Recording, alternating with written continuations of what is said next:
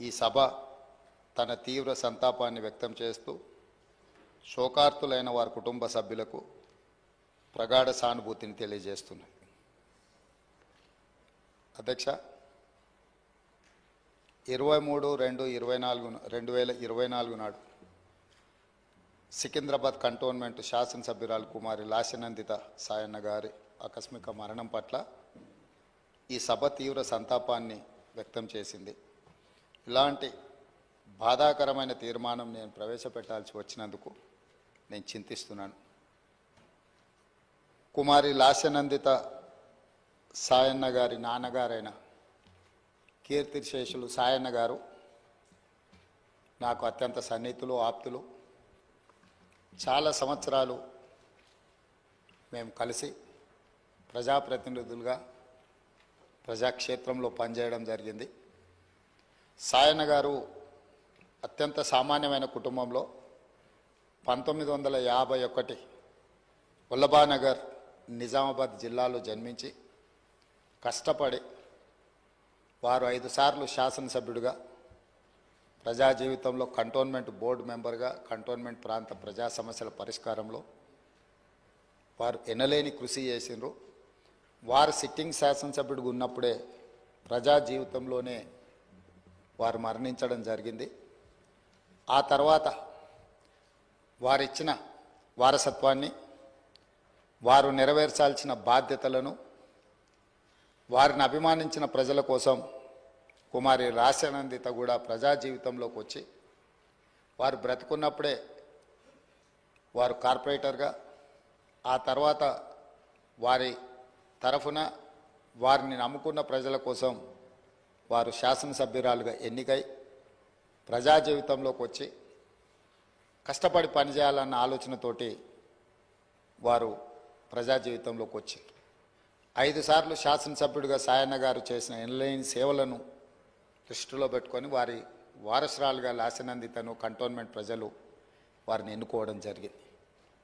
మనమందరం కూడా 37 సంవత్సరాల చదువుకున్న ఒక యువతి, వెనుకబడిన సామాజిక వర్గాల నుంచి చైతన్యంతో ప్రజలకు సేవను అందించాలని ముందుకు వచ్చినప్పుడు మనందరం కూడా మహిళా సాధికారత కోసం ఎదురు చూస్తున్న వాళ్ళం. ఆ మహిళల తరఫున ప్రజాప్రతినిధి ఇక్కడికి వచ్చి సమస్యల పట్ల వారు చిత్తశుద్ధితో ఈ సభలో పోరాడతారని మనం అందరం భావించాం. కానీ ఔటర్ రింగ్ రోడ్లో వారు ప్రయాణం చేస్తున్న కారు ప్రమాదానికి గురై వారు మరణించడం జరిగింది.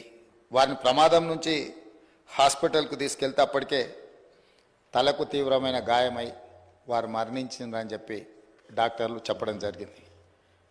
వాస్తవంగా ఆ కుటుంబము ప్రజలతో ఉన్న సత్సంబంధాలు కంటోన్మెంట్ ప్రాంతంలోనే కాకుండా జిహెచ్ఎంసి పరిధిలో ఎవరిని అడిగినా కూడా ఆ కుటుంబం యొక్క ప్రజలతోనే ఉన్న సత్సంబంధాలు, ప్రజా సమస్యల మీద వారు చేసిన ప్రయత్నాలు ఎవరైనా చెప్తారు. ముఖ్యంగా కీర్తిశేషులు సాయన్న గారు మృదు స్వభావి, సమస్యలను పరిష్కరించాలన్న తపన తప్ప రాజకీయాలకు అతీతంగా అందరితో ఒక మంచి సంబంధాలు ఉండి ఆ ప్రాంత సమస్యల కోసం వారు పోరాటం చేశారు. వారు కంటోన్మెంట్ ప్రాంతాన్ని జిహెచ్ఎంసీలో కలిపే విషయంలో కానీ, కంటోన్మెంట్ ప్రాంతంలో అక్కడ ఆర్మీ అధికారులు వాళ్ళ వల్ల కలుగుతున్న రోడ్ల ఇబ్బంది విషయంలో కానీ, ఎలివేటెడ్ కారిడార్ల విషయంలో కానీ చాలా విషయాలలో నేను పార్లమెంట్ సభ్యుడిగా డిఫెన్స్ కమిటీ మెంబర్గా ఉన్నప్పుడు సాయన్న గారు ఎన్నోసార్లు కంటోన్మెంట్ బోర్డు సమావేశాలలో ప్రస్తావించేవారు. ఎందుకు అనంటే వారు ఎమ్మెల్యేగా, నేను ఎంపీగా ఈ సమస్యల్ని పరిష్కరిస్తే ఆ కంటోన్మెంట్ ప్రాంత ప్రజలకు న్యాయం జరుగుతుంది, మేలు జరుగుతుందని చెప్పి వారు పరితపించారు. కానీ దురదృష్టవశాత్తు ఎలివేటెడ్ కారిడార్ల అనుమతి, అదేవిధంగా కంటోన్మెంట్ ప్రాంతాన్ని జిహెచ్ఎంసీలో కలపడానికి అనుమతి వచ్చే సమయానికి వారు లేరు. వారి వారసురాలుగా వచ్చిన లాస్యనందిత గారైనా ఆ సందర్భంలో ఉండి ఉంటే చాలా సంతోషపడి ఉండేవాళ్ళు. ఎందుకంటే సాయన్న గారి ప్రజలకు ఇచ్చిన మాట నెరవేరిందని. కానీ దురదృష్టవశాత్తు లాస్యనందిత గారు కూడా ఈ కంటోన్మెంటు అత్యంత కీలకమైన సమస్యల పరిష్కార సమయంలో వారు మన మధ్యత లేకపోవడం బాధాకరమైన విషయం. ఏది ఏమైనా కంటోన్మెంట్ ప్రజల హృదయాలలో సాయనగర్ కానీ సాయనగారి కుమార్తె వారసురాలు లాస్యనందిత గారు కానీ శాశ్వతంగా ప్రజల హృదయాలలో నిలిచిపోతారు. తప్పకుండా వారు ఏదైతే ఆలోచనతోని ఏదైతే ప్రాంత ప్రజలకు సేవ చేయాలన్న ఆలోచన ఉన్నదో, మిగిలిపోయిన పనులు ఉన్నాయో అవన్నీ ప్రభుత్వం తప్పకుండా పూర్తి చేస్తుంది.